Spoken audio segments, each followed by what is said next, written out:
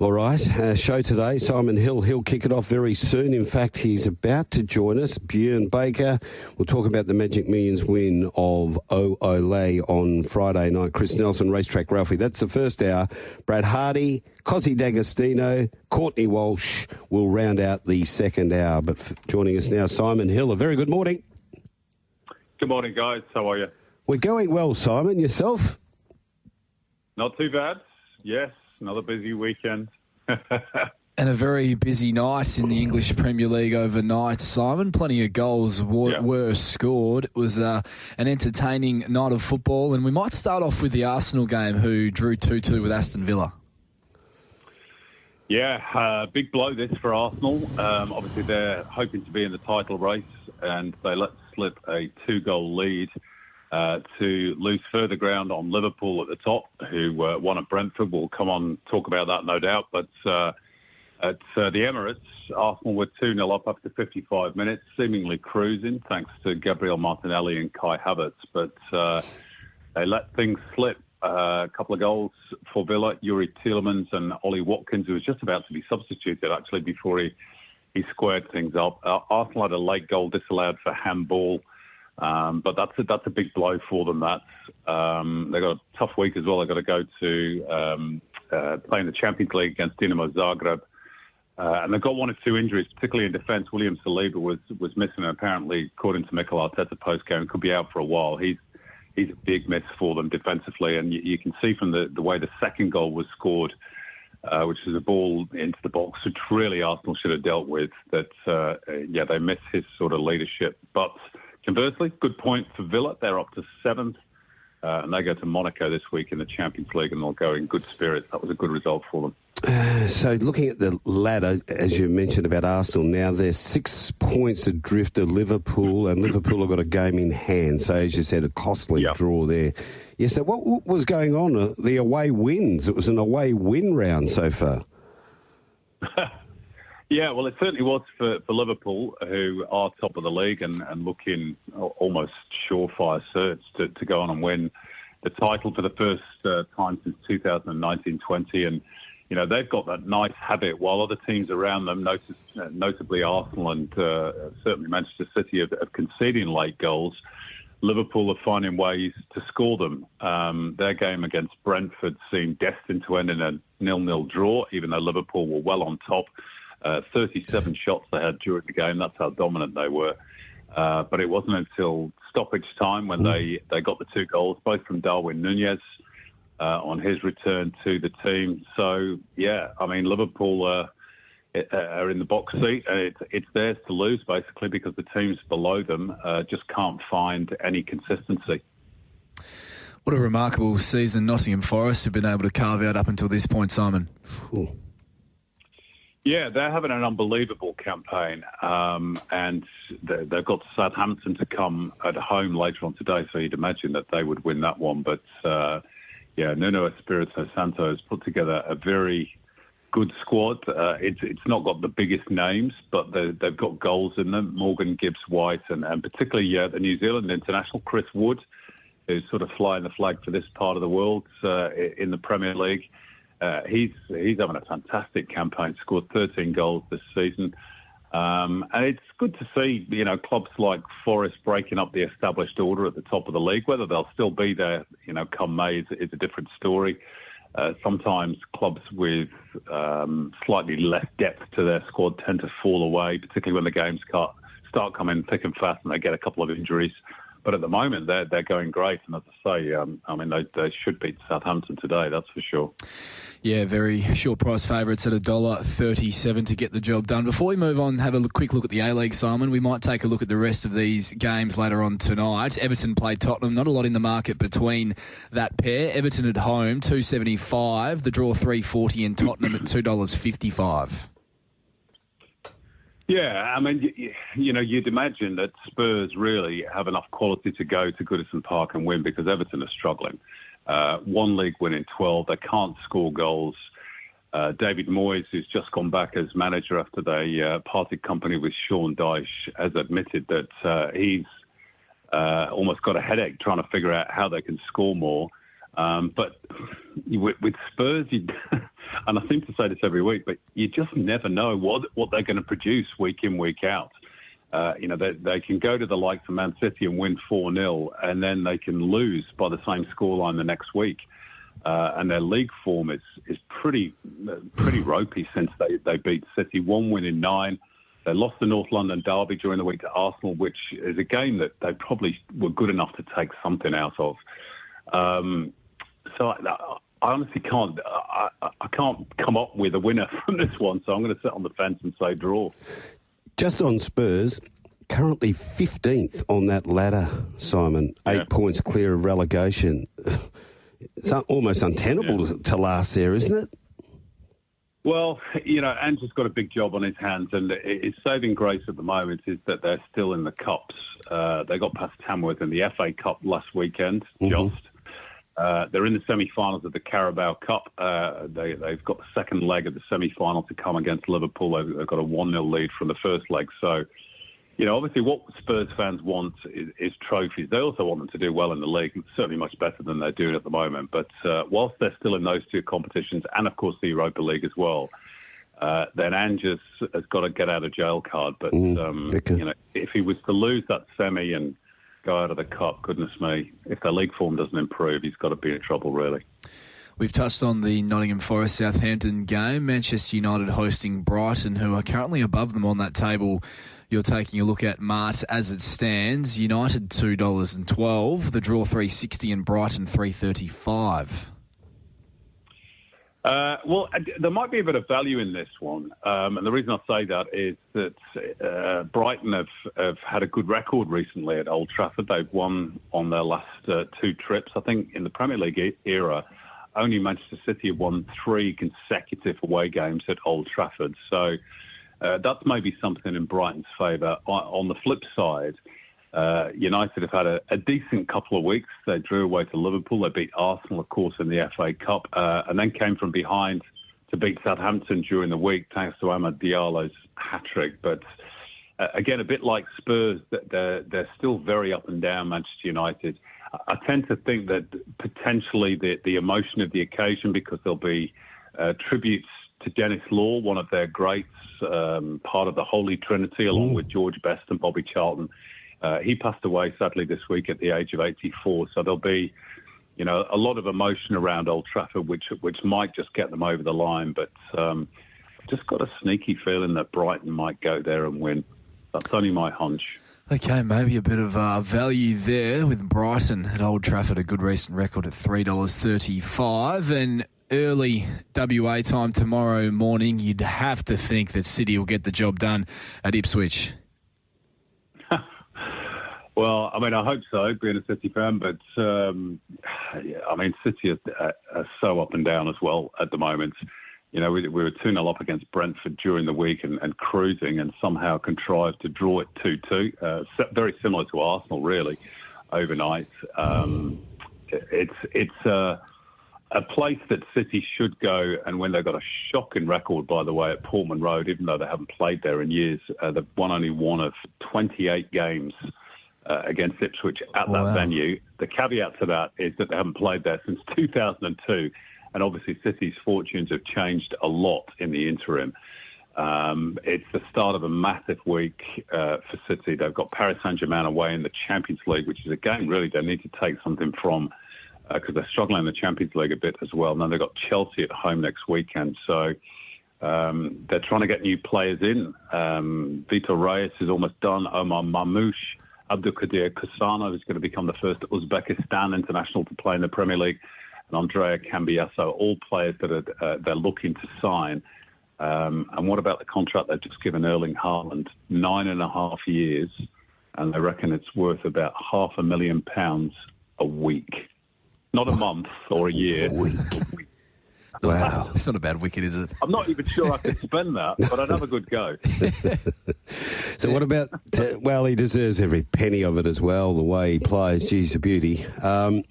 Let's talk about the A-League, and there were plenty of goals again over the weekend. Gee, there's a lot of goals in the A-League. And just quickly before we touch on those games yesterday and a real boil-over result as well, Simon, was there anything more Perth Glory after they they took a huge step in the right direction with their victory over Auckland FC with that own goal they conceded back at home a little bit earlier to start the week.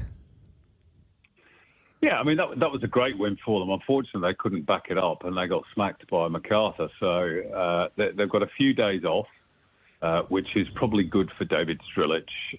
They play Newcastle Jets next week, and he's been able to bring in a few new players in the transfer window. Lachlan Wales is a proven A-League player. Patrick Wood, I think, will really benefit from his loan spell in the West. Maybe he's going to play with a two-pronged attack alongside Adam Taggart, which will be, great entertainment for the fans if they can find the right combination. And a couple of Japanese defenders as well of experience, Yuto Misao and Takuya Okamoto. So it's been a busy window. A lot of players going out the other way: Carluccio, Muir, Kanga, Caicedo, Bodnar and Amini. So it's all change at Perth. And I tend to think that, they're sort of on the right lines without getting great results. I think there've been just one or two signals in the last few weeks that they're starting to come together. It's going to be a long process. They're not going to make finals this year, let's be honest about that. But I think there are some cautious grounds for optimism, and this little break that they've got might just help to bed some of those new players in as well. Brisbane Roar yesterday able to put their first win of the season on the board with a pretty remarkable 4-3 victory over Sydney FC. I'm not sure many saw that one coming, Simon. Well, I certainly didn't. 288 days since Brisbane last won a game of A-League football, but to be fair, fully deserved against a very sluggish Sydney FC yesterday. Raw 3-1 up at half-time. Goal scorers including Henry Hoare, who gave them a big boost after he returned from a loan spell in South Korea. There was a bit of a grandstand finale. Brisbane were 4-1 up, and then Sydney scored a couple of late goals, Thiago Quintal and Jordan Courtney Perkins, and they were knocking at the door the last 5 minutes. I fancy had the game gone on another 10, then the nerves might have snapped for Brisbane, but they managed to hold on. They're still bottom, but goodness me, they'll be feeling a whole lot better about life today after that victory, because they've waited a long, long time for it. Auckland FC, after a shock loss to the Glory, were able to put another strong performance and bounce back, winning 3-0. Yeah, very strong, particularly in the first half. All the goals came in the opening 45. Guillermo Mai, Nando Pineacre and Max Marta. City not really at the races. Auckland briefly back to the top before Adelaide overtook them with their win over Melbourne Victory, which was a terrific game of football. City a bit injury ravaged, to be fair. They're missing a lot of players, and they've got away with it in the last couple of weeks. But I think it finally caught up with them, and they were well beaten in New Zealand yesterday. And that final game from yesterday, Simon, you mentioned Adelaide United, a great game of football, were able to come away 3-2 victors, Melbourne Victory, testing them all the way. Absolutely terrific. On and off the field, a sold-out crowd. I tell you what, if Adelaide United could bottle what they do and send a bit of it out to some other clubs in the competition, then our league will be absolutely flying. They get a lot of things right. It helps that they've got the perfect size stadium, and it was packed to capacity yesterday. And the players respond to that atmosphere.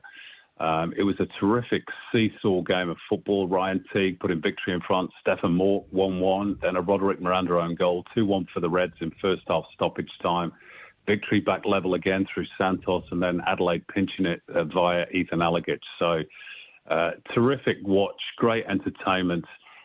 Adelaide top of the league. They've got some terrific young players. And obviously fan backing as well. Conversely, Victory now without a win in 6 games since the departure of Paddy Kisnorbo. They're outside the top 6, so there's a bit to work on for Melbourne Victory. Simon, you've been very good at your one-off games in the A-League. I think you're hitting nearly 100%. So Wellington, Phoenix, Newcastle today. They're home, $1.76 a Phoenix. We're going that way? Just to correct you, it's actually tomorrow, the game, but I think Wellington are going to win this one. And the reason I say that is that Macarthur, even though they're top 6 and ahead of Wellington on the table, they're great away from home, but they can't win in Campbelltown. They haven't won there since round one when they beat Perth 6-1. Sorry to remind you of that. So I just fancy that Wellington, even though they've lost a couple of players during the transfer window, they're overdue a win, and this is just the sort of fixture that they'll go and get the 3 points. So there you go. That's my tip. Always good to chat, Simon. All the best. Cheers, guys. Have a good week. Simon Hill talks a world game every Sunday morning. He opens the batting. About to catch up with Bjorn Baker too. Magic Millions, the 2-year-old $3 million race. He would have loved winning that on Friday night. Did you tune into Gold Coast Friday night? I did, Marty. I did. Great night of racing. Obviously wasn't ideal for everyone involved and the club to have the races abandoned last Saturday, but gee, it made sitting down for a quiet frothy on a Friday night all the more enjoyable with the quality of racing to enjoy.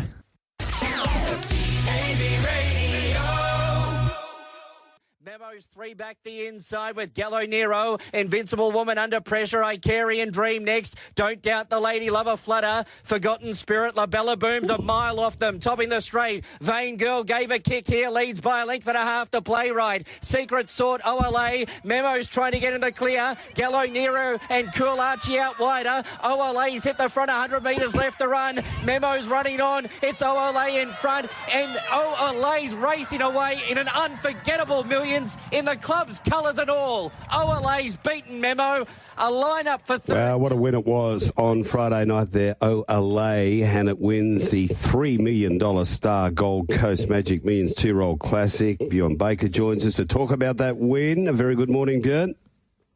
Yeah, morning. Morning, guys. Good to be on. It's good to have you on. Good to have you, Bjorn. You're becoming a bit like Simon Miller. Every time you win a race, there's some sort of after story about it. Backstories, after stories. There was another good one attached to this one as well on Friday night. Yeah, there was. Well, I guess it was special in a couple of different ways. Unfortunately, I never made the race because I was stuck on Sydney Airport for about 3 hours, but would have been better off flying back to New Zealand than flying straight to the Gold Coast from there. But no, it was good to get there. Obviously, I won the Magic Millions 2-year-old race, I think 11 years ago, and Nathan's Tommy Berry's brother Nathan rode him unencumbered. He drew gate 3, just like OLA. And she's like the female version of unencumbered, big, strong, powerful from day dot. He showed immense ability. So from that point of view, it was very special and great to win with Tommy. Yes, Bjorn, I'm sure it was. Had plenty of meaning, this victory. My key takeaway from the video that did do the rounds on social media from this win was that poor old taxi driver and what he's had to put up with in the back of the car on Friday night. But this horse, was there a bit of confidence that she could go there and do what she did on Friday night, Bjorn? Obviously not ideal with the abandonment of the races the week prior, but she was beaten 3 lengths at Randwick in her final lead-up run by Gallo Nero leading into Friday. What were your expectations with her in terms of turning that around from the start prior? Yeah, I thought if she could jump back, she sort of her first run in the gym crack was outstanding, and then her win at the Wyong race. The Wyong Magic Millions was brilliant too. So I thought if she could jump back to that, she's right in the race. And this is a race that you do really want to draw well. So I thought gate 3, when we drew that was going to give us our chance. And she's a filly that I've always thought will be better if we can get a little bit of cover and she doesn't have to sort of work the whole time. Every start she's had, she's ended up outside lead. And from that gate 3, we thought she'd get a gun run just off the speed. And as it was, that's what happened. She was able to probably have a fair bit of petrol left because she's got natural speed and she could put herself into that spot without having to do too much. So I think that was the key. We changed gears slightly. We put on a tongue tie, but also at Randwick, she had a little bit of extra weight that day. She had to carry even more than the colts. And I thought she was definitely a top 3 or 4 chance. And we even thought that even though she's had plenty of racing, maybe she just needed that one at Randwick a little bit. So she was going in probably a fair bit fitter, and we gave her a few decent gallops into the race. And I think also the race being delayed a week, the track was definitely in much better order. So that helped us as well, as the 1200 may be a little bit of a query.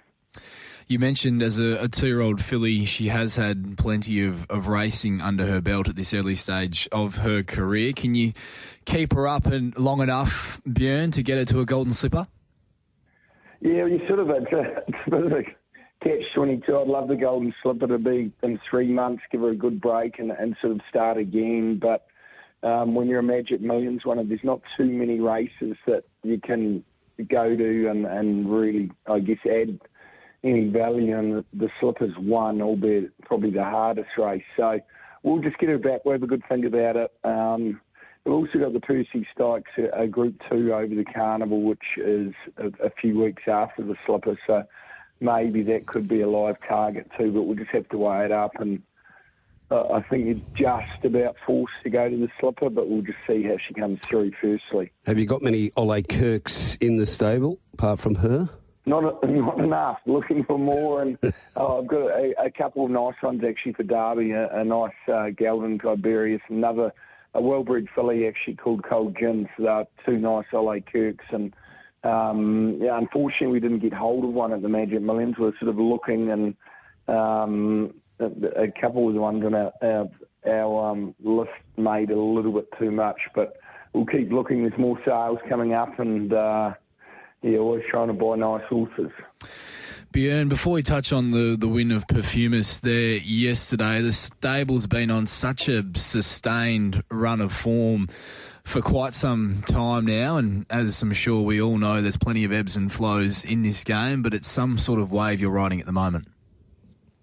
Yeah, it's unreal, and I guess even the last sort of couple of years has been quite phenomenal, or year and a half, probably starting with even osmosis back in the Coolmore, but the strike rate at the moment's been, with the last sort of couple of months, has been amazing. And it's funny, I had an interview yesterday, someone said, what's it down to? I said, well, really it's down to years of work, and I don't say that tongue-in-cheek or in jest, because it's about getting the horses, it's about having them sound, about getting them to the right races, and a lot of these horses aren't sort of, they're not one-prep wonders. It's about having multiple preparations and setting them up, and then sort of they're hitting good tracks, and they're in good form. I'm lucky enough, I've got a great team at home of vets, farriers, and also owners. So we've been able to probably cull a few of the horses that aren't quite up to city standard. That definitely helps your strike rate. That's something that can help it instantly.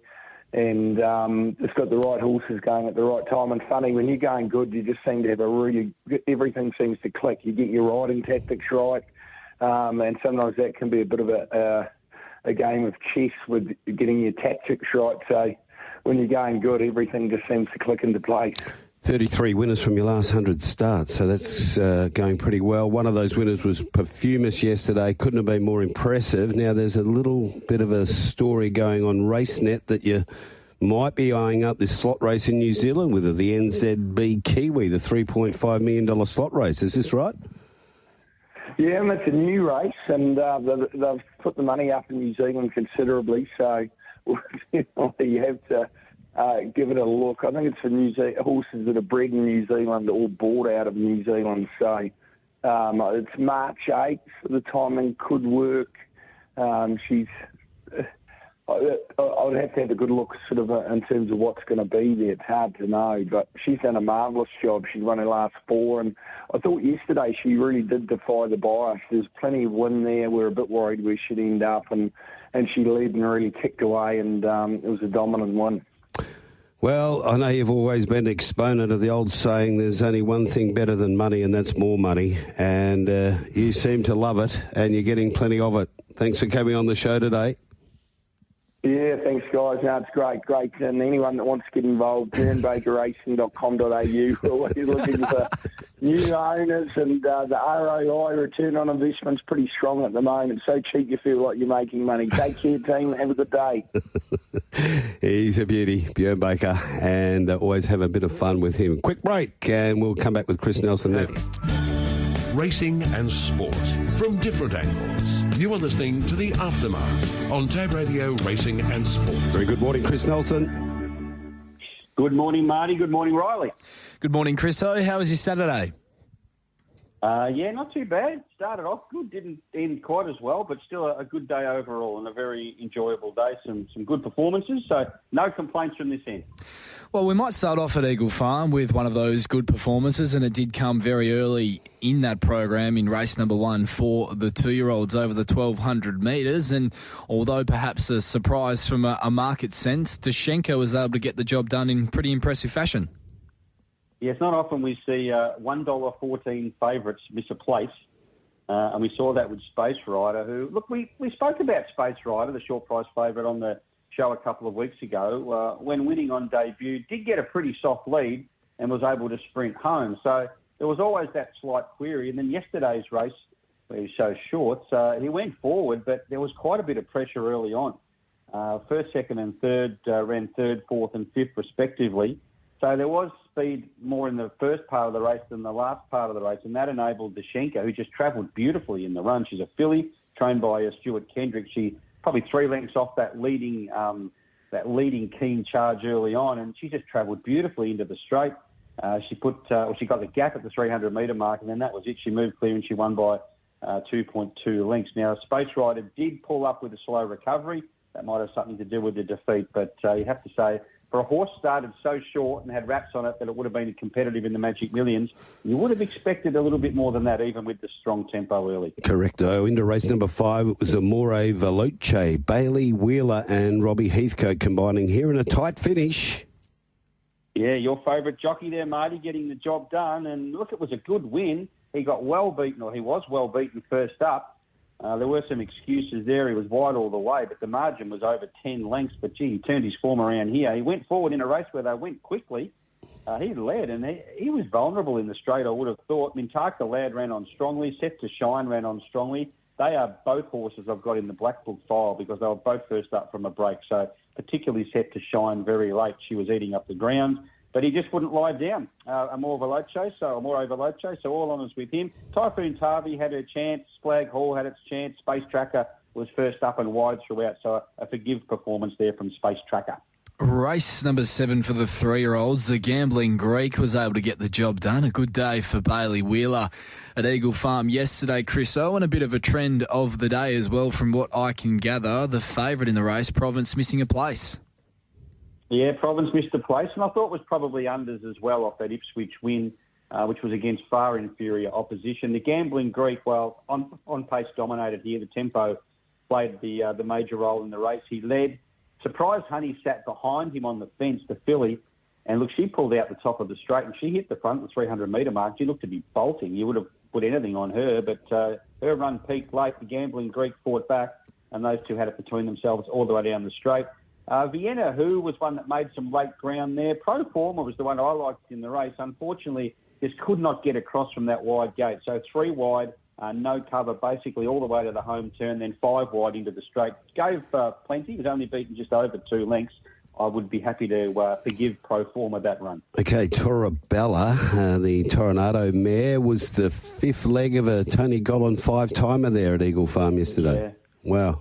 Yeah, massive performance, and he probably was a bit stiff in the last, which we'll get to. Torabella, this was a good win. Now, she last start was able to dictate, sprint home, and everyone, including myself, probably thought, well, that won't be the case today, and it wasn't. She was 3 wide with no cover for the first 600 metres of the race. Then she got across one by one, and then Emily Lang got her to the outside at the top of the straight, and she just cruised into the race, and they've run really quick time here. That first part of the race where she was working 3 wide, they went fast. So this was a very good win from Torabella. Look, the others there, Harbour Master, he was 3 wide. He had cover. He never really travelled, though. He was under pressure at the 600-metre mark. Disappointing performance there. All honours with Torabella, the winner. Final race on the program, number 19, Anemacor gains a start and gains a victory under Michael Rodd from a very wide gate. Defeated Our Magnus and Take a Picture. Yeah, always had good raps on him, this horse, and look, he just had a couple of average runs last prep, but he's certainly come back well this time around. And interesting factor here that the 2 favourites, Anemacor and the other one there, Boom Shot, they sat back last. Now, Boom Shot was on the fence. The winner was 2 wide. Now, options in the straight, little option for Jimmy Orman. He had to stick to the inside, and Anemacor had to go wide or went wide. So he had the unimpeded run down the outside, whereas Boomshot, as anyone who would have backed Boomshot will know this, ran into all sorts of trouble. Only got clear the last 150 metres and then flew to the line, was beaten 4.3. Should have finished a lot closer.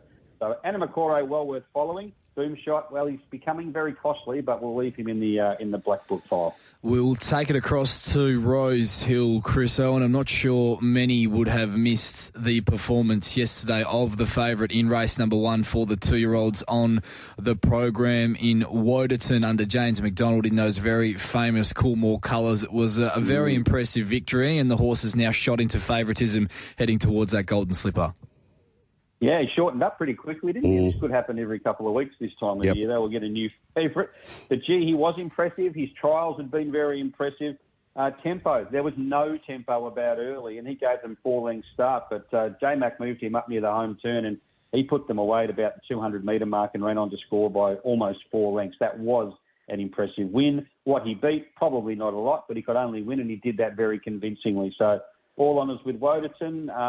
The Magic Man ran second. He was honest again. There's a race for him somewhere, maybe a midweeker. But, yeah, all honours with the winner there, who is... I don't think I'll be taking the $5 or so at this stage. Okay, yeah, the son of Wooten Bassett. What about into race number 4, Shawisha here? David Payne, Kieran McAvoy in the midweight? Yeah, I reckon he's got a good one here in Shawisha. First run back from a little bit of a break. Just get the page open here. Number 16, Shawisha.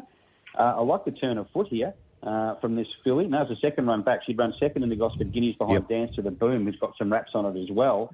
Look, she was always going to be too good for these, you would have thought. The price was a bit of a gift. She'd run second last in a Furious, a Group 2, but that was behind Manal, and she was only 4 lengths away, and she won on debut. So she was too good for this grade. I think she's the sort of filly that we'll see going through her grades over the next month or two.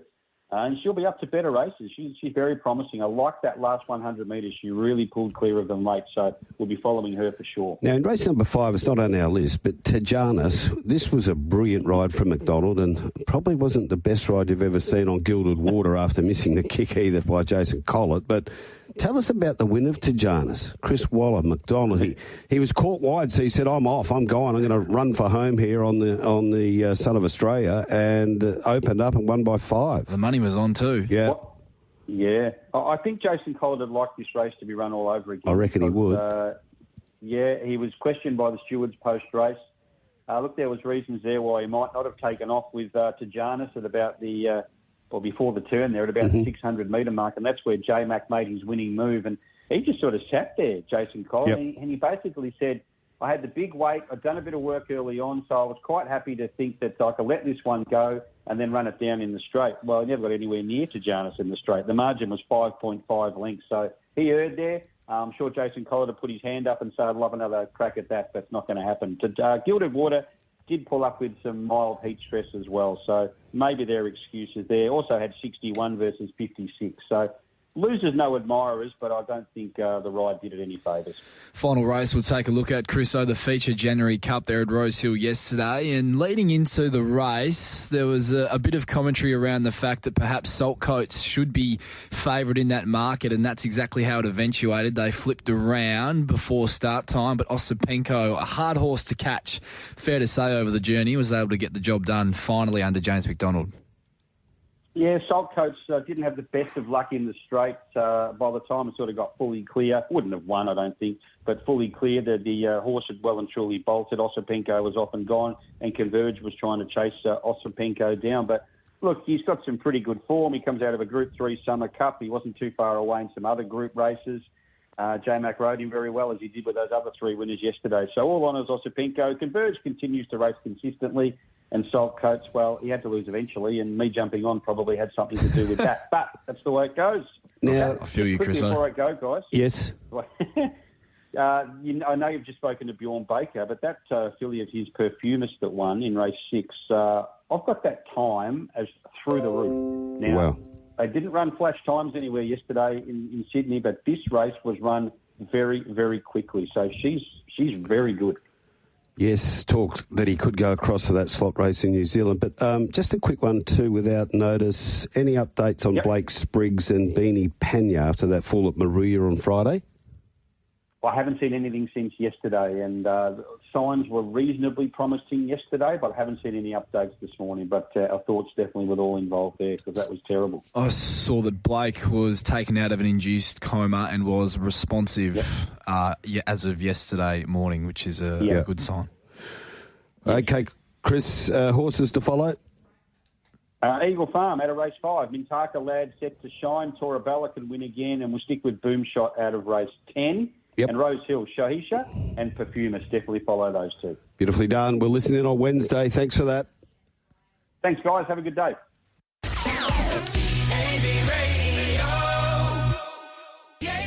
Yes, the man himself joins us. A very good morning to you, Ralphy. Morning, boys. Now, if I said these three things, Yacht Rock, Qantas and Steak Knife, what do you think that might mean? Just have a guess. Yacht Rock, Qantas and Steak Knives. Yeah. So I'll tell you what, that's a really good Netflix documentary, a great book and a great podcast series, all of which are more interesting than yesterday's Tottenham meeting. Okay.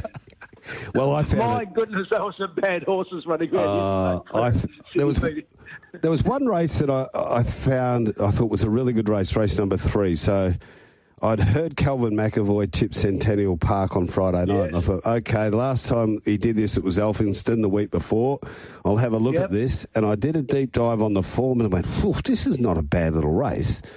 Tomba and Centennial Park, favourite and second favourite. Work this one out. It was a complete mind, you know what. And you know what? It set up the day beautifully. So it didn't get any better? No. I was just looking at that. For the last 8 races, $13, $10. Kelvin's horse, Bossy Nick, missed by a nose at $12 from major share, and then $11, $8.50 and $26. So it's one of those days where, afterwards you go, I could have made a case for it. That was the entire card. Yeah. All right. Well, where do we want to start? Yeah, look, we'll go in order. I'll pick the way through. Actually, The first race was a good race. It was 3 good races, races 1, 8 and 9. So the first race, big tick to Billy Egan's ride on Moonamek. It was stiff. It just needed a race with tempo, but unfortunately when you've got 6 horses, you can't expect much more. So Marble Arch and Wings of Song fought it out. I actually think Wings of Song's the one that put a big circle around. Had a nice little freshen up from its good win on Cranbourne Cup Day. 2 typical nothing trials that Patrick Payne does, and does it very successfully. There's zero criticism there. And I think that I suspect, don't know, but I suspect that was his way of just freshening up and saying there's some good summer stakes races, probably in Tassie. He loves going down there. So just missed in the bob of the head. Marble Arch is fit. And Moonamek, they might find a race for him because the old boy's flying. So second and third horse, but particularly Wings of Song as a black booker. Pretty soft win down the straight in race number 2 for Cavalry Girl for Tom Dabernig and Linda Meach. Yeah, and I think the market gave a bit of a hint here because, when you've got a couple of horses who were trial well, like Heavenly Conquest and Ethereum Girl from Mar and the Hayes boys respectively, and they just didn't really back him hard. So in the end, the money came for Cavalry Girl. It had the race experience, showed some pace at Geelong. What I liked yesterday was she relaxed in the run. Up the straight might be her go, and Sorted Legacy was sound. But I don't think there are any of the big guns coming forward. So, back to this race number 3. It was, as I said, a real head scratcher because they looked like Mott had to use Centennial Park up a bit early to get to the breeze outside of Zorro's Flight. Then they went too slow, the old mid-race anchor. And I was saying, you've got to get moving on this Centennial Park. It's a horse probably already looking for 1,800. It stopped like shot. Tomba, who sat back last, just didn't do anything at all. You expect a run on. And the horse who led, who you thought, well, this will capitulate Zorro's Flight, was probably a horse to follow coming out of the race. It was a good run. Well, it showed some real tenacity, didn't it? Yeah. So, and on the quick backup, Vince has got one thing, sure enough, because I took an early quaddie because the actual quaddie was so terrible. I only had those 2 horses. But Vince has got a little thing that I've always kept in mind, and I wish I did yesterday. Fourth start, first prep. Yeah. And I think there's a logic behind it. And as I said, I haven't got any stats with it or anything, but it's just a bit of a logic. Obviously the horse, the stable have to get them up and going, and then when they've had 3 good runs, the fourth one they often fall off a cliff. Well, both did yesterday. So, but as you said, good tenacity from Zorro's Flight will probably go down to Cosi. Not a strong race number 4, Ralphie, but Dazzling Lucy's a horse who's always shown a bit of a tendency to be able to bob up at those sort of odds and run a good race and got the job done there yesterday. Yeah, spot on. Well, the one thing I can hang my hat on, there's a couple of favourites that I was big on opposing yesterday. One was Samango. That was just an insane price because, and I said it to you boys on after the Pakenham Cup Day win. I mean, it was just fell in late, and that's not the type of profile you want to take odds on. And I've got no doubt if Chevelle Chic had luck on the day, it would have ran past it. Well, it wouldn't have been $1.85. So, yeah, that was insane. Dazzling Lucy and Material Dreams, honour sort of types, and as you said, they found the right race. This summed up the meeting. New York Scandal was beaten 8 legs at Seymour on Thursday, and they gave it a quick backup, and they've got what they collect, 6,500 for running fourth at 100 to 1. Doesn't matter how you get it. On to race number 5, the spread, it was Walshy and Nick Ryan and Ethan Brown. A couple of mates of mine text me. They backed it. They found it at $12. Yeah, if you're chipping away at that end of the market, you're going to go all right yesterday. And Gronkowski ran an honest race. Again, a couple of these favourites didn't turn up. Layer upon layer was terrible after being okay. Zuporia I liked. I thought it was set for the race, and the market said it was too. It was terrible. So Wolfie ran well. I think that's what they'll do now with the blinkers and just keep it as a fresh horse. So it's probably got wins in store for it, but 1:10.4 on a good track that's not overly quick. And, you know, that probably, and we may as well go straight to the race 6, which is the same distance, 1:10.6. And, you know, what was it, 1.8 lengths between the first 6. So pretty basic sort of stuff here. I think of those that going forward, I reckon Veloci Caro didn't turn up very fit, given the lack of market support and its first up profile, which is good. It won on Anzac Day first up last time, and the market wasn't really with it. So it's probably received a pass mark run, will improve, and maybe Legio 10 as well. Race number 6, Major Share, was just able to cling on from a charging Bossy Nick, who was a terrific run down the straight there. And the beaten margin was very small. Yeah, absolutely. And Bossy Nick, nice and fit. I think Major Share's a real talent. I wouldn't want to see it up the straight anymore, though. So it's just one of those classic, fast horses that's good on round a turning track. And its run at Moonee Valley was terrific. At Terang, it was just a moral. But up the straight, I think it floated a bit. And from a talent perspective, yeah, I think it's definitely the best talent, even though it won by nose. Well, race 7, did you lasso Graham Begg here with Craig Williams up? So there's two points here, just for fun. $11 into $7.50, and the FIFO off, Craig Williams on. So I do think at Pakenham it was a bit flat. In fact, there was 2 winners yesterday that ran flat at Pakenham. 3 horses beaten. The 3 consecutive races all came from Pakenham defeats, and this was one of them. Reluctantly Charmed. It was big at Kyneton, and then no market for it. Quick back up, and then yesterday fresh with the money on. So you'll go straight to the soup kitchen if you ignore Graham Peck's market runners with their expected odds. Race number 8 on the program, and Shire was able to get the job done here, Ralphy, in the feature race on the program there yesterday. And one off the text line here, ask your guest, Marty, do I follow Night Endeavour? I had $5 each way. Yeah, well, you unlike many, had a winning day yesterday, given it was $41. And yeah, you'd have to think now they've got it fit, and getting it up to a distance. So I think they're just going to have a lot of fun with it over the next couple of months, because staying ranks aren't overly strong, and they've got the right stable there. So yeah, absolutely follow it. So Shayar, I think they'll just say right over to 2,000 metre horse from now on. I think that makes it 3 from 3 track and distance. Deacon, I think it had its chance, but it was probably a sideways run. I thought the price was insane at $2, and because it was good at Pakenham Cup Day, but it sets the Adelaide Cup, so that probably tells you it wasn't going to peak again. And it just had a sideways run. I wouldn't be dropping off Deacon at all as a staying test. There's one here, boys. First Immortal. I rode it nice and quietly, and it's back on track now. So that Moonee Valley run, I think it pulled up with a bit of a virus or something. So it's back on track, and it might be a winner very shortly at odds. Okay, we then go into race number 9 over the 1,400. Is It Me for Billy Egan? Yeah, sorry, I should also add yesterday there was that on the turning circle races, 3 wide was the absolute A1, and getting about, lanes 4 to 5, and this was one that coloured ground, beautiful ride from Billy, just got the right back at the right time, 3 wide. And now we had a real look at it on a Sunday morning. Is It Me? Just needs its run spaced. I stamped it in the black book after Ballarat, and then was playing at Pakenham, 2 weeks between runs, and now I've had a real good look through its form. Needs 3 weeks minimum. Yesterday, nice and fresh, goes well at Fleming, and smashed them and ran good times. I mentioned than some of the others that were very plain races. But this was a really good time race, and it was a fast race too. And as such, I think Lee Ferrari is a very honest horse and just needs to control things on his terms. They both overdid it up front with Pioneer River, and I reckon Lee Ferrari is the type of horse that can win at odds next start. But Is It Me was terrific, and just stay with it when its runs are spaced rather. And Lethal Thoughts, FIFO jockey off, and Tommy Stockdale rode it very well too. Verdad, good luck. Fair old Quinella in the last, Ralphie. If you got a slice of it, Nashino Crescent for Henry Dwyer, the winner, and Cable Dancer in second at big odds as well. Yeah, dear me. So, again, I dream all day. Maybe it's a miler. I think Blake gave it absolutely every chance. Nashino Crescent, I had a look at it. I think it's ran the exact same time as it did from its previous start. Same track, same distance. Just found a slower race. So that summed up the type of day it was. So from horses to follow, though, there were a couple that I was really impressed with. Was Wings of Song, and I think at odds, First Immortal and Lee Ferrari going forward. As always, beautifully done. We'll do it again next week. Good on you, boys. Always good fun.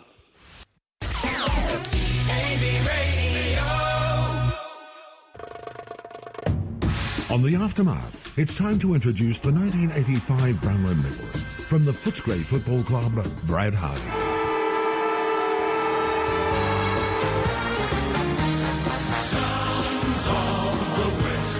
Introducing the boy from Hilton, the AFL guru, Brad Hardie. Very good morning, Bradley. Morning, Riley. Good morning, Marty. Good to be with you, boys. I'll be watching that Mount Barker Sprint as well as the BBL final today, Marty. We're all barracking for the Hurricanes, but I don't know if they need it, Riley. They're already going to finish at top, and I've renamed it, Marty, as you know, during the week. I said it's no longer the Big Bash League. It's now the Bradbury Bash League.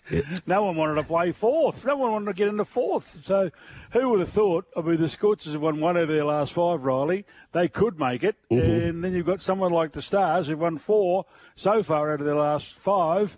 May miss out. Unbelievable. Well, Andrew off the text line, he's weighed in and said Scorchers have been kissed, don't deserve to be playing finals. And he's probably got a fair old point with how they've gone holistically this season. Yeah, it hasn't been right. It's sort of been a slow-moving car crash, hasn't it, all the way through. No one's sort of been... We've just had little flicks and flecks of...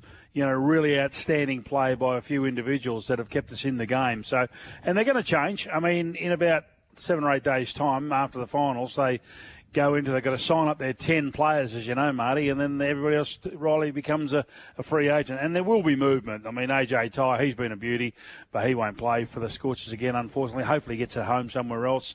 Berendorf will go off to the Renegades. Agar's some chance of staying, but also some chance of leaving. I hope they keep him because obviously they're going to rely heavily on Cooper Connolly, Hardie, those type of players. Ashton Turner will go around again. So, yeah, it's an interesting time for the Big Bash. I think it's been barring the Scorchers haven't won as many games as we would have liked, I think it's been a pretty good season. Yep. And say, hypothetically, if the Scorchers do manage to sneak their way into fourth with that result going their way a bit later on today, Brad, they are going to have to do it without Cooper Connolly. Yeah, that's right. Good on him, good young man, and Marty and I were pushing him for a while to try and get on that plane to... Firstly to Dubai, which I think leaves this morning, and then they have a bit of a camp there, and then they go into 2 test match series at Gaul. And now Kuhneman's hurt himself, so there was reports around, Riley, that his parents have been told to be there for the first test. I thought Kuhneman was in front of him, but now with his thumb, it's not his bowling thumb, but still, it's going to be hard. We're not sure if he's going to be back, but, Bo Webster might start bowling some spin too. But it's just the fact that he's a left arm, spinner, gives him a little bit of a variation. So, and he's playing well with the bat also. He's done well at Sheffield Shield. He hasn't taken a red ball wicket, Marty, yet, Cooper Connolly, but that's okay. He might get his chance over there on a low turning pitch, I would have thought. Okay, Wildcats were very impressive against the 36ers on Friday night. First game back at home, and gee, Doolittle, he man of the match for very good reason. He was outstanding. Yeah, Doolittle done a lot, didn't he? Did he ever? It was fantastic, and that's what they needed. They just need that. We know how good Cotton is, how important and integral he is to it, boys. But just that support cast. We talk about it all the time, and Doolittle was the man the other night. And if they can maintain the rage, they're right in the fight, Marty. What about the crowd? It was a brilliant crowd. Was it 13,500, Riley? I think they said, which is they must have been standing, must have been hanging off the rafters. Exactly right. The Red Army always show out, though. Yeah, they certainly do. And the Tab Touch Special got up, so it was Cotton and Davis. They had to score 50-plus more between the two of them, and it was just, when it's tracking beautifully for the whole game, and you go, hang on a second, I know I've seen this movie before. All of a sudden dried up. They got up with 53 combined with about a minute to go, so thank you very much. $2.50 for the punters. Yeah, good on. Oh, well, that's good. As long as you're in the queue, Marty, doesn't matter how you get there. As long as you get there, that's the main thing. So I could ask Jay Collett yesterday about which queue he was in on Gilded Waters, the King's Horse. The King's Horse, capital punishment if he had to ride that again. I think the great King Charles rang him up and said, mate, you know, we don't want to be too far up in the handicaps for the Sydney Cup. You better find a way. Yeah. My goodness. See how many mistakes you can make in one race. just back to NBL very quickly. Chris Pike with his treble on Wednesday. I think it was around $7 got up as well with Illawarra beating Melbourne United. Pikey. So he's an excellent judge. He's a beauty. Excellent judge. Yeah, exactly right. And he picks the eyes out of him, and good on him. I was just going to say on a lot of note too, boys. You saw how the DJ deck went on fire the other night, Rylie, up there at the Gabba. Oh, so, bloody everywhere's on fire at the moment, Brad. Yeah. It's not good. No, it literally did. Yeah, I know. I saw it. It was quite remarkable. I was at the MCG, Matty, back in '99 when the MCG scoreboard went up in flames. I thought, am I seeing things here? We were doing the game. I think it was Richmond. Look at that scoreboard's on fire, and the boys are calling the footy because they're following the footy, right? And I'm saying the scoreboard's on fire, and they're going, what? I said, the scoreboard's on fire, and they said, no, it's not. Yes, it is. He said, they're not scoring at all. I said, yes, there is. They are. I know they're not scoring, but the scoreboard's on fire. So, and it was. And they had all these fire brigade and came along. And you know that scoreboard, Marty, it ended up in Madras. Did it really? So, yeah, the Indians picked it up and said, we'll have that. Ooh. And refurbished it a little bit and put it in Madras. So just a little bit of useless piece of information for you there, right? Now, Riley's pinched the text off me, the phone. Anything happening over there for Retrovision? There's plenty happening for Retrovision, and Snoz's getting involved nice and early on this Sunday morning, as he so often does. Bradley, now, a big talking point over here was some of the footage that emerged of Liam Ryan during the week. And Snoz says, hi, boys, can you ask Brad how Liam Ryan would have gone in the early days when we had boxing tents at our Claremont and country shows? I don't think he would have been sort of fighting for the middleweight title of Australia or anything in the world. No. Mate, you would have seen Marty Rylie. Marty Rylie was a southpaw, and I tell you what, it wouldn't have lasted a minute. Yeah. That era of South Fremantle players, you certainly had a few that could throw the leather around, wasn't there? Yeah, exactly. As I say, there's a lot to put on the table there. But what's your take on it, Brad? What's your take? They've got to be careful. As I say, you know my take, and I'm prepared to argue with anybody. And that I never believe that sports people are role models because you don't know who they are, but they are held to a higher standard. If you know what I'm saying, Riley. You know, and I get it. And sometimes it's hard to walk away. Sometimes you're in a situation you find yourself hard to get out to. But there's seen too much time there. There should have been mates there to say, hey, just pull him aside. Times have changed. Marty and I might have got away with it at the River Room at the Raffles about 20, 30, 40 years ago. You can't do it now. You just got to turn your cheek and cop it and walk away because, as I say, it's the image of the game. And now they've got a little thread. And I don't say this mischievously or maliciously, Marty. They've had Jinby urinated in public. Now you've got one of their other players fighting in public. It's not good. This is not a great start. This is not a great start to the year or a great start to the coaching career of McWalter. You have to make a stance on this because it's not what West Coast stand for. They know that. I know sometimes these things can happen, but you just say you've got to do it for the rest of the team. You've got to pull these blokes into line and send a message to the rest of the guys. Say, hey, this is not what we're about. We can't be involved in this sort of stuff. They were pretty good back in the day when their players, when they were indiscretions left, right and centre at West Coast back in the 06, 05, 06 era. That's when they played their best footy. Yeah. Look, I don't have anybody problem playing with them playing on the edge and all that sort of stuff. But as I say, my point is to the young people out there. and the parents and the grandparents, they want their kid to play like and emulate the player on the field, but they don't know who the player is off the field and what they get up to, and that's why I say be very, very wary when you're choosing your own role models. Hopefully your role models begin at home. Okay. Lisa from Ellenbrook Yes. has weighed in. She thinks the club have said he was in the wrong place at the wrong time, and she can't see him being sanctioned, and that he will line up for the Indigenous All-Stars in that match a little bit later, a little bit further down the track. Well, I don't think he should be. I really don't. I think he should be missing that. And you've seen what's happened with Noah Bolter. Now, Noah Bolter is at the hands of, and hopefully this doesn't get to that stage where there's going to be any police charges. Noah Bolter's got to face court in a couple of weeks' time, and Richmond have already sanctioned him. They've already rubbed him out for the first 4 games of the season. So, and I think the AFL Integrity Department will get involved at some stage. They're always a little bit, they want to be the moral compass of the world. It'll take them a little while to get their running shoes on by the look of them. But, they'll be looking at it for sure because, as I say, it's all about the image of the game. And he was promoting the game upcoming. But I dare say they won't be looking too fondly on this. Just a very quick one. Texans have got over but missed the conversion. So it's 13-12 at the moment with about 3 to go in the third. Couple more off this Retrovision text line, a bit to unpack from Lisa. Guys, great win by Alex de Minaur. Just hope he continues to win. He's one Aussie who does deserve to win the Australian Open, and hope it's the last we see of Kyrgios and Tomic. Yeah, no doubt. I mean, it's taken away. Those pair have taken it away from the other Aussies who've done well or for their levels, all that sort of stuff. And de Minaur, we've been hoping and praying. Look, he's got a shot. To go through at least to the quarters, maybe get into the semis. We don't know, but Sinner looks the hardest to beat. Alvarez looks like he's in real good shape at the moment, boys. You never discount the Joker, but I think there's every chance in the quarters. Riley, I'll stand corrected on that.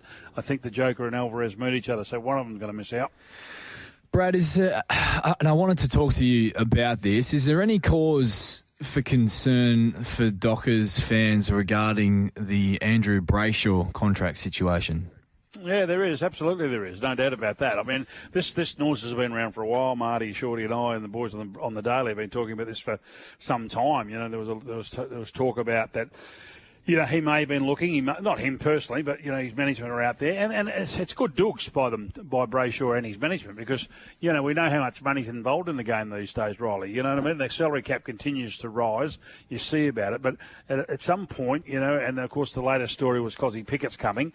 Well, I'm not 100% sure about that, but these things don't emanate out of nowhere, So they're also trying to get Warner. We read about the new property he bought and all that sort of stuff. And, these sort of things go on all the time. This is going to be a story for some time. The longer they don't sign, the more likely they are to go.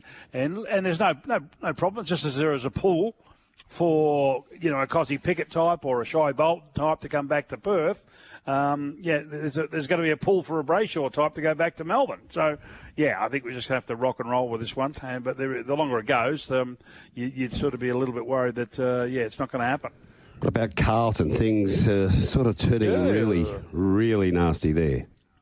Well, starting at the top. I mean, the president's got to step down. I don't know how he's lasted this long, to be honest. I mean, whether it was him or not, well, fight it yourself, mate, but away from the footy scene. I mean, if that was a player, he would already be carpeted and on the mat, and the AFL Integrity Department would go and a packet of salts. There's a lot of complex issues here, boys. There's obviously the female executive at Bupa. Bupa put in big money to Carlton, Marty. Carlton don't want to lose the money. The board's weak as drivel. They've now gone to the AFL because no one wanted to tap him on the shoulder and say, mate, can you stand down until we get this sorted out? He's still ruling the roost, and the AFL are the only ones who possibly could do that because they don't want this image problem again, curtailing the footy season. Then you've got to go into Sam Walsh doing a hamstring recently. They've lost other players. Newman now gone down for the season. Charlie Curno's had 2 lots of operations already. It's not ideal for Carlton the way it's going right at the moment. So, there's a few causes for concern there. The only good thing about it, Riley, for them is they've got a good draw. Yeah, they do, 100%, and it just seems to be a common theme each and every season with the Blues at the moment. Something just goes wrong at the wrong time, and it's never. I know it's only very early doors. We're in January, Brad, and we can't be. Obviously, there is time for players like Sam Walsh to recover before we get to round one, but it's never ideal to lose such a big chunk of pre-season as you're building towards getting back to playing games. No, well, as Marty knows, we've talked about it many times. I said, if you start off the season with half a dozen injuries, you'll have half a dozen at the end of the year. It may not be the same people, but it's going to incur on your movement through the season. And Michael Voss doesn't need this. You know, he's got enough pressure on himself, and you're trying to put those. And of course, they pushed Kennedy across to us, the Bulldogs. So you know they've lost a little bit of their depth as well. So, and we always go back, Marty, and you're good at it. You did your stats the other day about scoring 4 and defending, and getting that nice balance. Well, Carlton haven't really got that. They know how to score, but they don't know how to defend really properly. So they need all soldiers up and running and going well and winning more games than they lose because they just fell in last year. Rylie, I think they won 2 out of their last 9. Yep. And don't forget they changed their S&C team for this very reason, didn't they? At the end of last year. Yeah, exactly. But a lot of it got to come back onto the individual too, Marty, I reckon. You've been involved with many professional athletes and, unless they want to do the work themselves or a little bit extra or something a little bit different, to alleviate, still get the work into them. I mean, Cripps seems to know what he's doing. He doesn't seem to get hurt too much, unless it's a shoulder or whatever, because he's such a bullock, out on the field. But, he gets himself right. You see him, when he's back in Perth and people see him running around the streets and down the oval and doing all the extra stuff that other blokes just don't do, and they've got to get themselves in tip-top shape. They love the idea of playing footy, but don't want to make the commitment, and sometimes that's why their bodies let them down. What's the latest with Dacos and this plantar fascia? Yeah, I think he's going to look. It's a bit of a worry. He's off the bike now, so he's back running. So that's something. That's good. I can tell you. I reckon Tom Mitchell. I reckon he'll miss the whole season. He's not in great shape at all with his foot. So as I say, Collingwood are all in this year. Riley, is he finished, so, Brad? Is it? I just can't see where the light at the end of the tunnel is. If this is just a constantly ongoing chronic injury that's hampering him. Well, at the moment, the light at the end of the tunnel is a train coming the other way.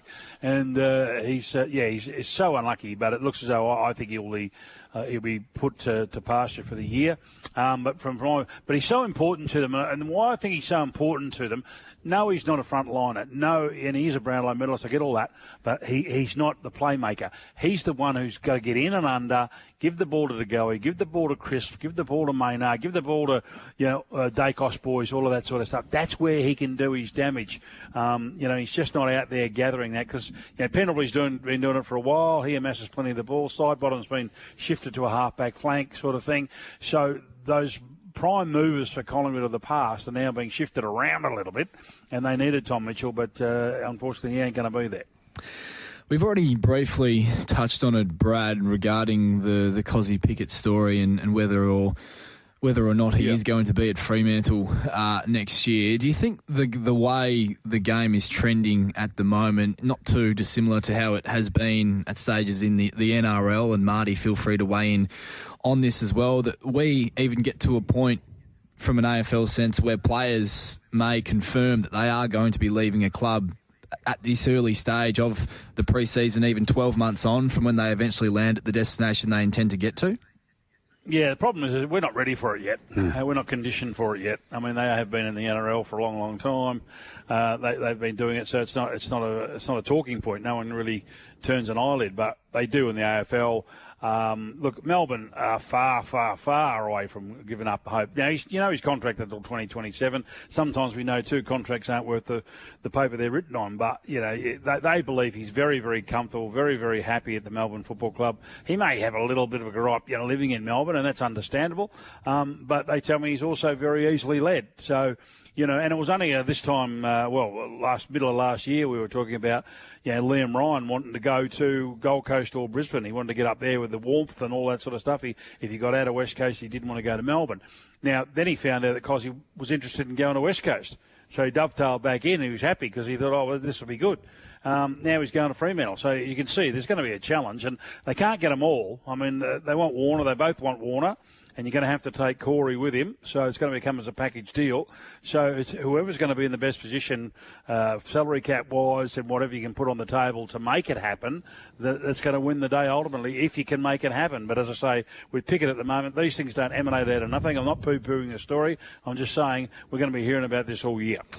Brad, we enjoyed a bit of a lunch yesterday. Coco's is closing down. I don't know if you've heard of that. And so he had to send the old girl out in style yesterday. But part of this lunch, a question was asked, right, who do you reckon will win your top two likely chances to win the AFL flag, play off the grand final? And it's a vexing question if you think about it. And you have a look at the betting. So that brought me to this today on Tab Touch outright. Brisbane, $7. Collingwood, $8. Hawthorn, $8. GWS, $9.50. Carlton, $10. You'd think it'd be under the odds. Geelong, $10. Sydney, $10. Fremantle, $11. It's almost as if Tab Touch don't know who's going to win it either. Western Bulldogs, $12. Oh. Yeah, could you? How could you? You just couldn't think that. I mean, I think the 11, no disrespect, I think the 11 for Fremantle's a bit light. God almighty, you want a little bit more than that, I would have thought. Hard for Brisbane to win back-to-back, Rylie, so that's a little bit of a risk there. Collingwood are all in, don't need a spate of injuries to upset their apple cart. So is it Hawthorn? Probably, I don't know, Marty. I really don't know until I see a little bit of form. See, 1 year, we're only going on last year's form. And that's the hard part. Now, we've seen how quickly things change. That was a unique year last year. But I think we're going to be buttering up with another unique year. We saw last year where teams that won 14 games finished outside the top four. That would normally put you in the sort of vicinity of doing that. And teams that finished on 12 or 12 wins and a draw or what didn't make the finals. So I think we're in for that again. I think there's any the teams I'm prepared to go against. I really believe I don't believe St Kilda will be there. I don't think Melbourne will be there. I think the Adelaide Crows will be changing their coach. West Coast, North Melbourne, Richmond got a long way to get up, to shoot up the ladder, that department. And then there's so many variables after that. So you're still looking at 10 to 12, Marty, who can actually make the 8. And I'm not sure where Port Adelaide land, with Ken in his last year. And they lose Marshall, so they lose a little bit of their, and Dixon's retired, so they lose a bit of their structure up forward. The Cats profile says that they're going okay, but you just don't know. They're always going to be around the place. As I say, and the Giants have been the ones that are probably not underachieved, but they've kicked themselves in the pants the last 2 years, haven't they? So you'd be keeping one eye on them for sure. The talent's there. There's no doubt about that with the Giants. It's just, can they overcome the mental, I guess, barriers and obstacles that they've had to face in terms of how they've struggled to close out games in big games in recent times? It's something that some people might not think it's a big thing, but once you get put back into that situation, it can very easily rear its ugly head once again. Well, they can always think what might have been because, they had Brisbane on the mat, and somehow they found their way to wriggle out of it. And as I say, we talk about those sliding door moments all the time, and that was one of that. Brisbane didn't have one, they had two. What was it, Marty? 28 and 44 points they were down behind. Who wins finals coming from 28 and 44 points down? It very rarely happens. So, as I say, you just got to be there. And as I said, everybody wants to be top four, get all that, get the second chance. But we've learnt on the back end of what Brisbane were able to do this year that just being in the 8 is a starting point, and then you try and make your way from there. Sliding doors moments. Look at Geelong, against Brisbane as well. So looked like it was going to be theirs to lose, didn't it? Yep. And unfortunately they did. Yep. Now, the Sunday Saviour, Brad, are you going down to Hobart at all in your Sunday Saviour? I am. How did you know that? Summer Cup? I love a bit of Hobart racing. It's going all right. So I'm starting up at Mornington. It's going to be 32 degrees here, boys. Yes. So that'll be good. So just going to Mornington race 2, number 5 time lapse. I'm going to take the interest there, Rylie. Put in, take out, $1.55. It'll be winning. It'll just go straight to the front. Small field of 5. Then I'm going to Hobart, race 5, number 2, a horse called Alvarino. You'll get $3.40 here. So it'll be sitting second or third. Now, Mushu, who normally rides the Roxy, has got off that to ride Alvarino. So I'm following his lead there on that one. So race 5, number 2, 340. And then we'll go to race 6, number 5, Silver Dagger. Pretty promising horse, this one. Even money down there. So $1.55 for time lapse at Mornington, $3.40 Alvarino in race 5, and $2 for Silver Dagger race 6. That's $10.54 there, boys. Okay. For me and Ginger, we hope to start off the year in a good fashion. Stayed away from your tip down there, Mars. I was going to say, do you want to go a four-legger and throw promises kept in the Summer Cup at $2.25? I know it's short, but I did see some footage of it working on Tuesday down at Hobart, and by golly gosh, it worked well. I just don't like to stretch my friendship, yeah. With having three down there and the one. I'm still reeling from Friday night with Belvedere Boys. How far should it have won by? And don't start me. I said to the boys on the daily that obviously Gallinero got beaten on its merits, but what about Give Me Space? Oh, Deary wow. me. Gee, you've had a good weekend. Oh, yeah, and just followed up yesterday with Gilded Waters, so I'm going real good. Hey, I tell you who's going well, Group 1 Mort. What is it, Group 1 Mort back? is a beauty. Yeah, you can get 400 back on Panasonic, Fujitsu, Tico. There's all these great air conditioning units, Rylie, and particularly the people like Norfolk, Marble Bar, and at the Goldfields. It's hot. Yeah. So get in there and get $400 back off one of these prime air conditioners. The nude nut, he can help you with the finances. 1-800-100-100. Yeah. He can do the things the banks can't. And don't forget our great mate Frankie Lee out there at Ross's Auctions. He's a beauty as well on a Friday, particularly when you can get a bottle of vino to sit down and watch the races and the cricket with. Now, Timmy off the text lines texted in and said, let's get this right. If I take my old Panasonic air conditioner back in, I get $400 for it as a trade-in. No, Timmy. That's not how it works. You go in and you buy a new one, and you throw that one out in the hard rubbish, because it's obviously that's why you're getting rid of it. And you go in there and you buy one, and you get yourself $400 rebate back on it. Not that hard, Timmy. That's how it works. But I like this. Train of thought had a bit of merit behind it. Get 400 for the old clapped out one. Look, you might be able to, you never know with Morse. He's got that many tentacles. You might be able to get him to get someone to come out and pull it out for you and put the new one in and take it away. I don't know, but yeah, I'm sure he could do it. Well, but just go there and get the 400 and turn it into a quaddie, mate. Big day at the tennis today, and no doubt you'll be touching on that with the boys on the Sports Daily tomorrow. Thanks for coming on the program this morning, Brad. All the best, boys. Good luck. See you soon. You're listening to the Sunday Aftermath on Tab Radio Racing and Sports. Yes, don't forget too today, Group 1 racing at Sha Tin with the Centenary Sprint Cup and the Stewards Cup. Ka Ying Rising, the champ. He'll do battle with Halios Express. They one-tooted in the Sprint and International Day, and then in the Mile Voyage Bubble. We'll take them all on again. Beauty Joy, Beauty Eternal, and Patch of Theta, the new horse on the scene. So Zach Purton, he got 2 on Wednesday night, so he'd be 4 away from Dougie's record. He'll be out to do that today. And you can bet into the World Pool. It will be operating this Sunday, so bet with the world. Get involved. Go to hkjc.com for all the form you need. Racing. Bezecchi slowly away. Showing early speed was Chloe Anton. Hunting across from out wide. Sergi's Banner and Boracay Summer around the outside to third. Then followed by Bezecchi, who's into the clear fourth, and Camp right on the leaders. Up on the inside, Floors and Sins running wide. Miss Ronnie Mack bump with Ironwork. And last of all, as they travel down the back straight, with Sage to nil along the back straight they go. And up on the inside, working the front with Sergi's Banner. Here comes Bezecchi to second. Up on the inside behind them, Boracay Summer. 4 lengths behind them, Chloe Ant on the home corner. Leader is Sergi's Banner. Boracay Summer tries to go to the outside. Sergi's Banner's fighting though, and Sergi's Banner wins. Flashing late, Chloe Ant in a photo with Boracay Summer. Bezecchi in behind them. That is the final and replay of the Summer Chase last night, taken out by Sergi's Banner. Cosi Dagostino joins us to talk about it. Hi, Cosi. Could you ring me any earlier or what? Oh, hang on. We've had to pump it back. We were going an hour earlier. Now, this win... Yeah, thanks for that. Tell us about this win. This is one of the toughest wins I reckon I've seen for a long time. He was there to be beaten. He fought them all off, including such a good field with Bezecchi in it. Yeah, mate, I was pretty surprised that she kept going. She did a lot of work. But you summed it up, mate. It was just tough. It was a tough win. We weren't sure if she could run 600 a couple of weeks ago. We threw her in the deep end because obviously Cannington's been shut, so no preparation, never been out the boxes. I knew she'd improve a bit early because first look they sort of missed the kick and have a look around. But yeah, it wasn't wasn't expecting. I was hoping she might run third or fourth from 8, but yeah, she just muscled her way to the front. And Chloe Ant's a very good bitch, and Boracay Summers Thieves looks pretty handy. And Bezecchi obviously is one of the fastest dogs in Australia. But yeah, no, I'm wrapped, mate. I wasn't expecting that. Yeah, terrific result. Congratulations, Cosi. Was that the sticking point for you with her getting to that race? Obviously, Marty touched on it. Was a really strong field last night, but just the draw, was that a concern for you?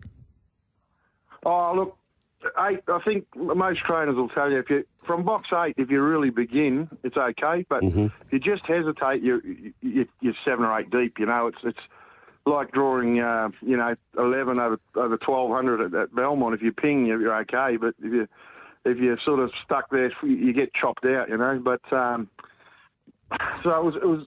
We knew she could begin, but I still didn't think she'd win it where she sat. You know, because she had to work very hard. So I was still just a tough win, mate. I was really, when she kept kicking, I was just waiting for something to swoop and beat her.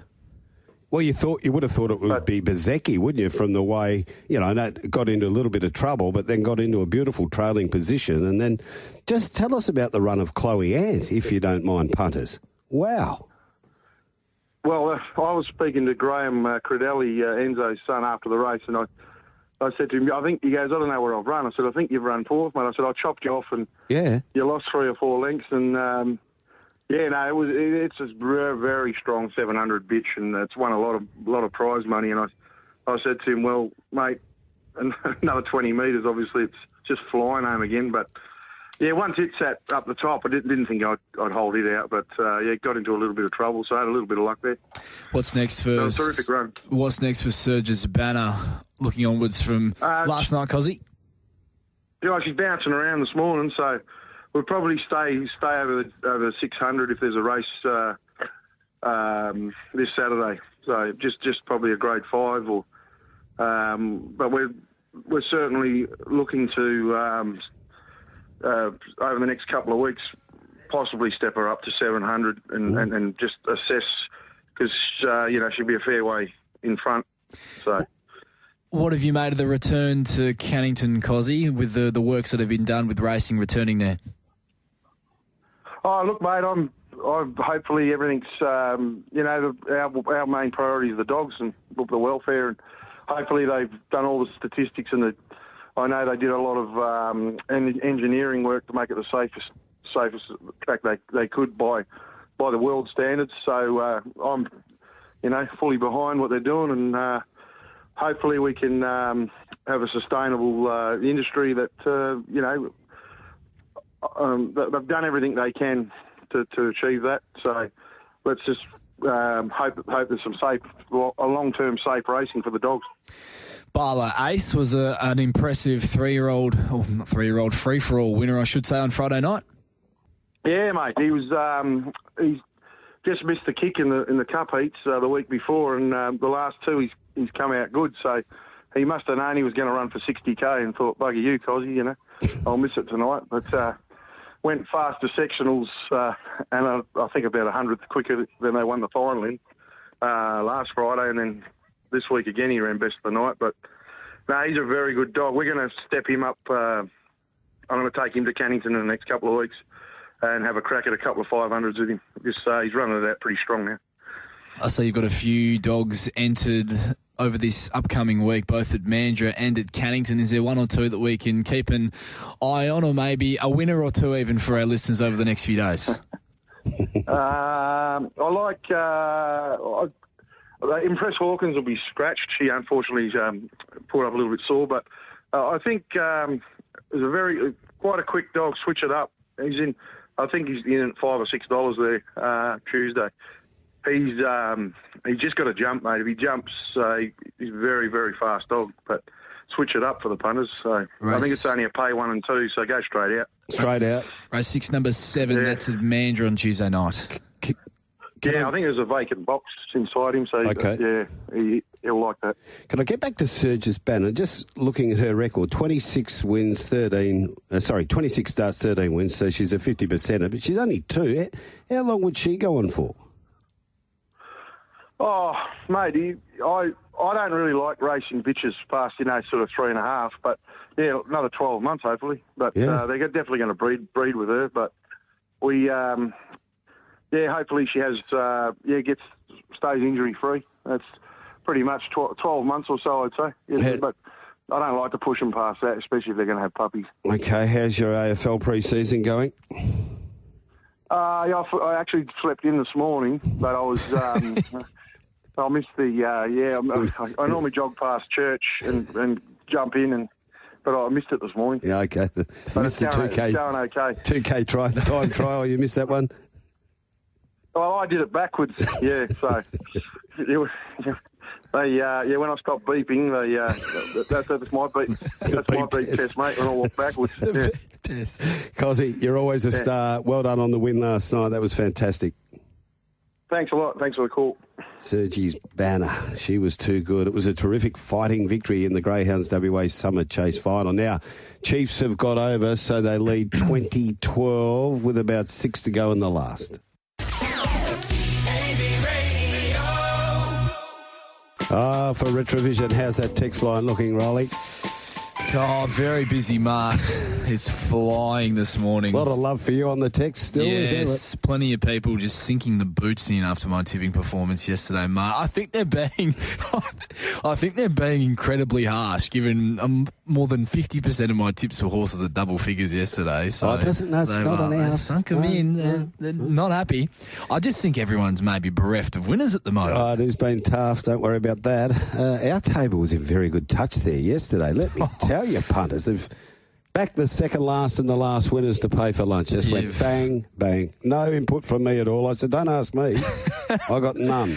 You've sent off a great establishment in a bit of style yesterday, Mark. Very good. Well done to Craig Thompson, and Rabbits was in very good form as well. Just before we catch up with Courtney Walsh down at Esperance yesterday, that main event, and Nicholas Thomas and Kira, your girl, Kira, gets Hilton home over my old favourite Wheat Sack Thief, False Statement, and Debonair. What did you make of the race? Yeah, really good race. Don't often see a race of that strength at Esperance. And, he's back, Hilton, isn't he? Back in a big way. 2 from 2 this campaign. And Kira Yule was able to lob him into a beautiful spot just in behind the speed, brought him wide on straightening, and it was a really strong performance. Debonair was another good run, unable to get the job done there yesterday. And, Wheat Stack Thief, in terms of horses to follow. Oh, no, don't.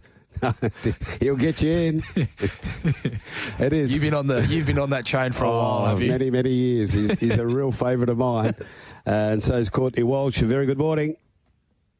Yeah, good morning, gentlemen. It does look like an absolutely superb racetrack down there at Esperance. I haven't actually been down to that track, but wow, when you see it pop up, it looks lovely. Oh, it's amazing, Courtney. You've got the racetrack there, and then the far side of the track, it's about an 80-metre walk to the beach, one of the nicest beaches you'll ever find here in WA, so it's in a beautiful spot and definitely worth the trip if you are ever down that neck of the woods. But we do need to talk tennis, and there's plenty happening from an Australian Open sense, and I guess the villain of the tournament thus far was sent off the court last night, Courtney, in the manner in which she walked onto it.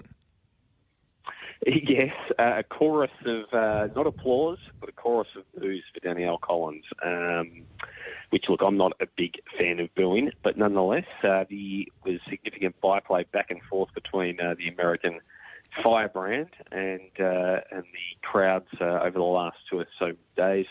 Once you beat Destiny over and the antics afterwards, there was always going to be a firestorm. It really sparked a bit. She said she loved it. She revels in that sort of environment. She's certainly been someone who doesn't take a backward step on the tennis court, nor in what she says afterwards. So some good byplay there, whether or not parties went over the line a little bit. Yeah, as I said, I'm not necessarily a fan of booing, but people pay money to get there. And if they dislike someone, that's one method of displaying their anxiety or angst towards them. Okay, let's talk about the men today. Now, do all the favourites win? You've got Tommy Paul, $1.23, Carlos Alcaraz, $1.08, Alexander Zverev, $1.17, and Novak is $1.26. Are they all going to win? Look, I think they probably all do win, but there's a couple of there that are, maybe a little tighter than what I would have had them at. Mm-hmm. And Novak's one of those. Look, I think Novak's been playing exceptionally well, by the way. I think his last match was really strong. He came through against two pretty talented young men in the first 2 rounds in 4 sets. But the longer the matches went, the better he was. Really like the way he's at the net. Lehečka is another really talented young player, a Czech, who's got a lot to like about the way he plays. So at $1.26, even though Novak is the 10-time champion and has that unbelievable record, I would not have them as close. I'd have them a little closer. I mean, still deserving long odds on it. You would have him absolute favourite. But Lehečka is certainly capable of taking at least a set in that one. The Draper Alcaraz, well, look, if you look at it on form, Draper was able to actually beat Alcaraz at Queen's last year, a major Wimbledon leading. Of course, Alcaraz then goes on to win Wimbledon, so it's a reasonably strong form line, and the Brit has had a win over him.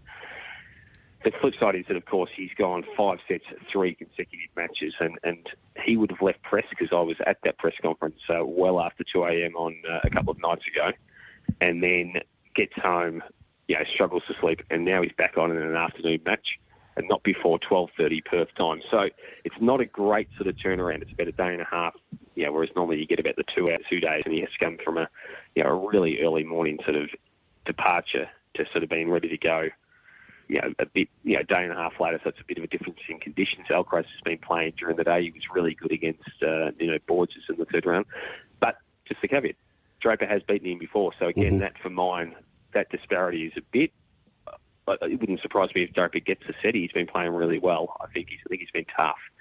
The other two, look, Zverev is playing exceptionally well. I like the way he's going about his business. And Tommy Paul started slowly. Chris O'Connell, the Australian, pushed him all the way to the brink. So, look, deservingly a strong favourite. But I just wouldn't have them as short. So, if you can find a way around games or something like that, there might be some odds there. Courtney, what about Alex de Minaur? How deep do you think that he can get in this Australian Open? We had one off the text line a little bit earlier that there would be no one more deserving to be able to win an Australian Open than Alex de Minaur, and hopefully maybe we might have seen the last of Nick Kyrgios and Bernard Tomic. There would be some people, there'd be quite a few people I suspect who share those sentiments. Others, of course, don't mind Nick at the very least. And I don't think we'll see Bernie back. As much as he's been playing on the lower rungs of the tour, he's just not been able to take that next step back, and he's come back. The back is a big problem for Bernie, and he's found himself in the headlines this week over a couple of other matters. de Minaur was well below par for the first set and a half yesterday. I was staggered to see how he was playing on Rod Laver Arena against Serendulu. He'd been really good in the first 2 matches. But then the way he was able to turn that round, really worked exceptionally hard and was able to finish off pretty strongly against the 31st seed.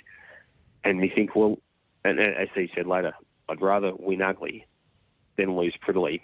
And sometimes you're going to have those matches where you're not at your peak, and he was still able to get through, and I think that's a good sign. He plays an American, Alex Michelsen, who's a really talented young player. Michelsen, he played the ATP Next Gen Finals last year. I like the way he plays his tennis. It's strong. He's got good capabilities at the net. He's not afraid to be aggressive. So he's someone who is absolutely a threat. He beat de Minaur pretty easily when they played on hard courts in Mexico 11 months ago. But there's a caveat to that one. Alex had just played a final indoors in Rotterdam, sort of in far cooler climate. He jumped on a plane, raced across. He lost the opening centre in that final, raced across to Mexico and got rolled. So you always put a caveat on people who travel to different continents and have to back up straight away after big runs. And then when they played in Paris last year, Alex gave him an absolute towing, absolutely destroyed him at Roland Garros. Michelsen's better on hard courts, and he's been really good. He's beaten Tsitsipas, and he also had a strong win yesterday over seed. So he'll be dangerous. But I think de Minaur, hopefully he's got the ugly one out of the way.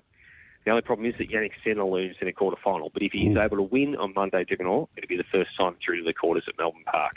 Looks like he's bulked up a little bit to me, de Minaur. Absolutely, but it's been a long burn, Marty. it's something he's been working on for sort of 6-7 years.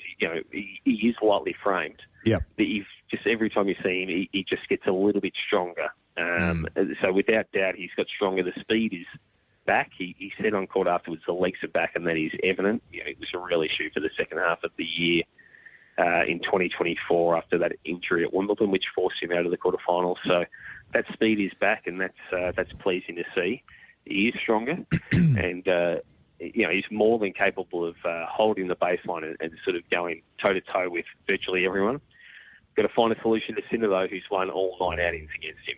But let's hope he gets to that match. It'd be great to see him through to the quarters. I think if he makes the quarters, it's a par mark for him at this Open. I think if he gets rolled tomorrow, that would be probably below expectation. So the quarters, and then you never know. You don't know what happens in a sporting contest. As we know, an upset can happen. Someone can get injured. So, if he keeps his hopes alive, we can dream until Wednesday that drought, that 1976 drought, Mark Edmondson with the moustache bouncing around and knocking off John Newcombe. Who knows? Perhaps we might have a local winner. Courtney, it looks as though on the women's side of the draw that there are a few genuine threats emerging looking to thwart Arena Sabalenka going back-to-back at Melbourne Park. Yeah, Sabalenka's the first in action today. She goes up against a very, very, very talented young Russian, Mira Andreeva, a precocious talent. And she did actually beat Sabalenka at Roland Garros in a quarterfinal last year. Little caveat there, the number one seed here was clearly not well in that match. She was certainly struggling with something. But Andreeva has a victory over a Grand Slam level and is a real talent. I suspect we'll be seeing her winning Grand Slam. So, and Sabalenka hasn't been as dominant this Australian Open as what she had been last year. She's certainly been tested in their last 2 matches. So that will give her rivals some hope that she's come through those tests. I think will probably bolster her belief a little bit. But certainly Coco Gauff's been playing extremely well. I think Iga Swiatek's played her best tennis in Australia so far. She's always struggled here, but her form yesterday against Raducanu was exceptionally impressive. The forehand was on fire. It's one that can be a real weapon, but it can also break down. It was on song yesterday. So there are players, not surprising. It's the second week of a Grand Slam. People will be playing well, but the challenges, the key challenges to Sabalenka do look to be playing particularly well. So we could yet have a spicy second week. Okay, so that's interesting because looking at the outrights, Sabalenka is still $2.90 to win it, where Sinner has come into $1.92. Now, it's a big swing around in the prices considering how hot Sabalenka was before the tournament started to go back-to-back. Yeah, that's interesting. And it's probably indicative of the form. As I said, she's been really challenged in her last 2 matches by players who you wouldn't necessarily expect to threaten her. Towson, who she beat yesterday, is a former junior star who's taken time to get to that level. I sort of expected a bit more from her, and maybe she's just started to turn the corner in terms of maturing into the promise she showed as a junior. But it was a really significant challenge for Sabalenka. Osorio, who she beat? Monero, she beat in the second round. I would have thought that Sabalenka would have been able to handle her easily, but Monero really took the fight to her. So perhaps players having a look at Sabalenka and saying, we need to swing and swing hard and really go after her rather than trying to just stay in the contest. So others will have taken note. I still think she's a woman to beat. I think she's so good on hard courts, and maybe she's similar to Dimonov, just had a couple of rough ones and will come good. And that often happens with players when they're not quite at their peak. They find a way through, and Sabalenka's been under pressure in the second sets of both matches. Yet she hasn't gone to 3 sets. She's won in straight sets in both. So still the woman to beat for mine. And if you like that price, that's not bad. Yeah. With 3 minutes before news, just very quickly, you've mentioned Sabalenka first up. She should win. Vekic, Badosa and Gauff, all favourites to win. Do all 3 get it done? Look, Badosa's got a tough one. She's deserving favourite, but that one for mine is a little more line ball. Mm-hmm. I think Gauff gets through. Yes. She's just playing particularly well. And Vekic has had a couple of really tough matches as well. She can be prone to throwing a little wobbly, but she's a good player. Heat is a factor, and it's hot here. It's hotter again here today. This weekend it's sort of warmed up a bit, and she's someone that doesn't like the heat as much. But look, I would think that Goff goes through. The other two, I'd be tempted to be cautious with. Okay, Vekic and Bedoza. Always good to talk. We'll listen in again on the Sports Daily during the week as well. Your coverage of the Australian Open is first class as always, Courtney. Thank you. Absolute pleasure, gents. Courtney Walsh, got a minute and a half before news. Anything left off the Retrovision text line? It's still 2012, Chiefs in front. The Chiefs, well, there you go. You'd be a happy man, wouldn't you, Martin? Still got to get over the line. There's a bit to play here. To play? Jeez, play? A couple of the Chief boys just collided into each other. Look, Pat Mahomes needs to start doing some Pat Mahomes things, does he? Oh, no, he's going along very nicely at the moment. We've got the Lions coming up as well. Can't wait to watch them. That game gets underway at 9:30. Plenty of Sunday saviours on the text line here, and one from Tiger. He says, Liam Ryan's dad, old snot. Now he can throw him. He was the undisputed king up in Gero. So there you go. Maybe runs in the family. Look, you've got to get the full story. I'm not as harsh and critical about it because these things happen, and it's just, again, it's been filmed, it's gone out there, but let's get the whole story and what actually happened. If he's just stood his ground and gone toe-to-toe in a fair fight with a guy, to me, nothing to see here. That's my thought on it. You? Yep, wrong place, wrong time. Getting down to the news, we're in the right place at the right time because Racing Rewind is coming up with Lockie Taylor. He would have had a fantastic day out there at Ascot yesterday, the way Lockie's being seen. Yes, tipped up a storm, did Lockie Taylor out there yesterday, and went a lot better than me, it's fair to say. Okay, it's news time.